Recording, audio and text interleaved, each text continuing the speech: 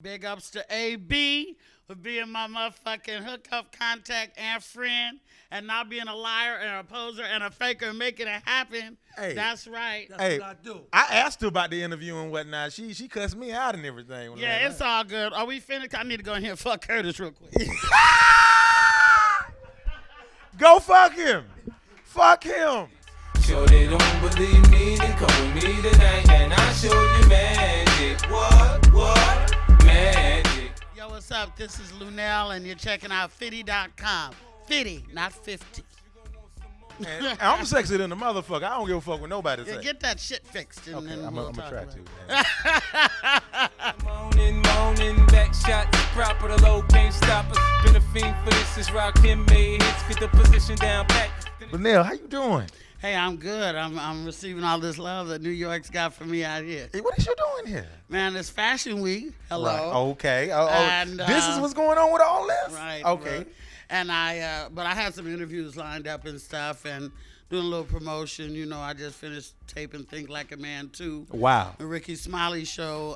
My episodes start tonight. It's going to be every Friday for the next couple of weeks. And so I had to come down here and, check out the scene, let everybody know, Luenell got East Coast love. Mm. And I received a lot of it while I've been here, so it's all good. Word. Now, I'm 31 years old. I've been watching you ever since I was a little boy on Comic View. Okay, I'll take that. Yeah. And so Yeah. I said that to say that, you know what I'm saying, I view you definitely as a living legend in the game. Thank you.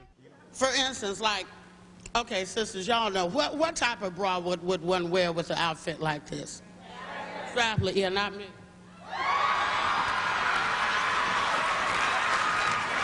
I don't even own a strapless bra. I think when I first said, you know what, Luenell is arriving right now when you was in that DMX movie. Oh, yeah. I was so happy to see you in that. I was happy to be in that, and first of all, that's like one of a dramatic role that I did, Right. not comedic. Right. Everybody in the movie got killed, but me. Right. Don't hate on the bartender.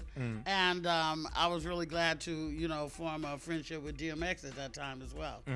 Rough Rider was really on and cracking during that time, and we really had a great time. Now, was that the first movie that you ever did, or most of it was comedy? No, I had done some films before that.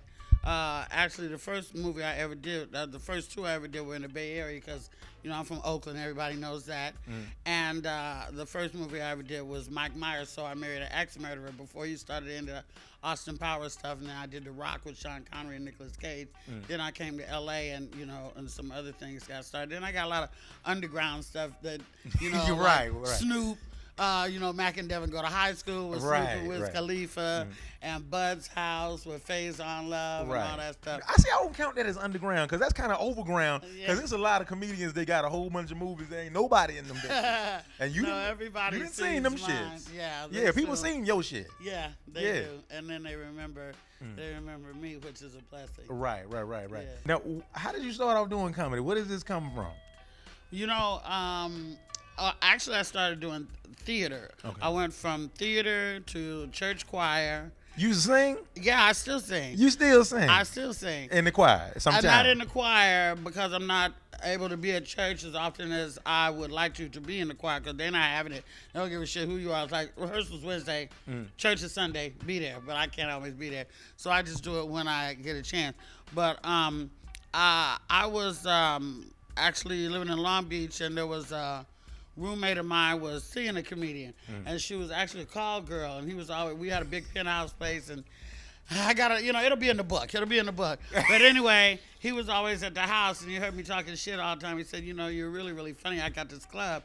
If you would ever like to come to my club and do comedy, anytime you come in, I'll put you up. I was like, I don't want to be no comedian. I want to sing background for Luther. Shit, that was Right. what was in my mind. Right. But then one night it was hot and we was making margaritas.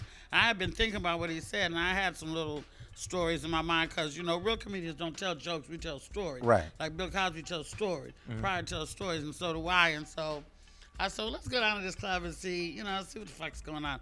I went down, he let me go up, and I told some stories, and I got some laughs because I've never bombed. I've had You ain't days. never bombed before? No, I've had days that was not the greatest. I've never been booed off stage. Right. I've had days that weren't the greatest.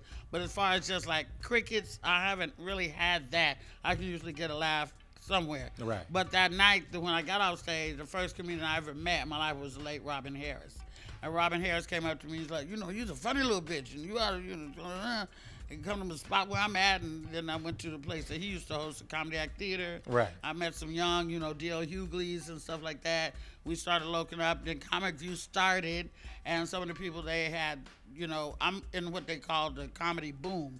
Right when comics got out the club and started to get on TV.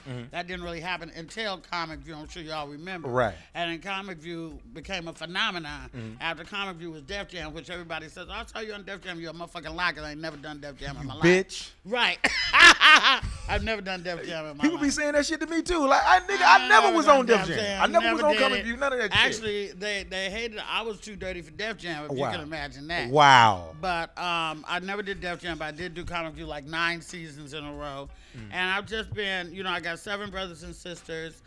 I've just had to fight for mine. I've been kind of hardcore all my life. So, you know, I've been through some shit and stuff. And so that's just who I am, and that's what it is. You be laying in the bed late, you be mind your own business. You just laying in the bed, mind your own business.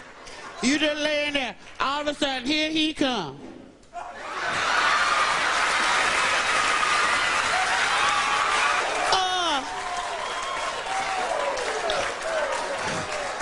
Excuse me, what is you doing?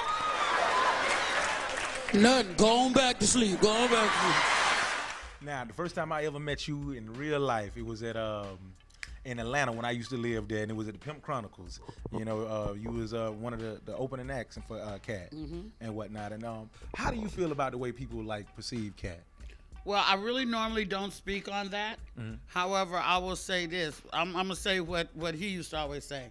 Anybody who is counting Katt out of the game has miscounted. And I will say that.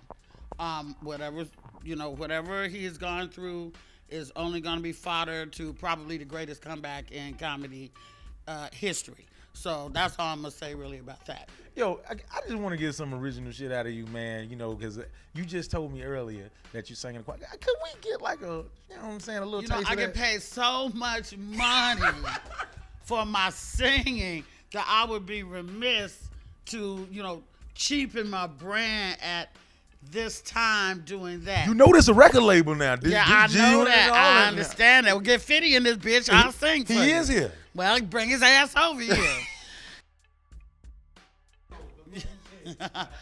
Hi, Curtis. Oh, hey, now you heard what you just said. Now 50 right here. It's cost me a lot, but there's one thing that I've got is my man. Cold and wet, tied you bad. All of that I soon forget with my man. He's not much for looks, ain't no hero out of books, but I love him. 2 or 3 girls has he that he likes as well as me, but I love him. I don't know why I should. He isn't good. He is untrue. He beats me too. What can I do? Oh, my man, I love him so. That's it, bitch. Ah, that was amazing. That was amazing. Wow. Man, you done heard me sing before. Trying to get this nigga to sign me. And coming up here fucking up my whole reputation. Anyway. I appreciate it. Well, thank you. Man.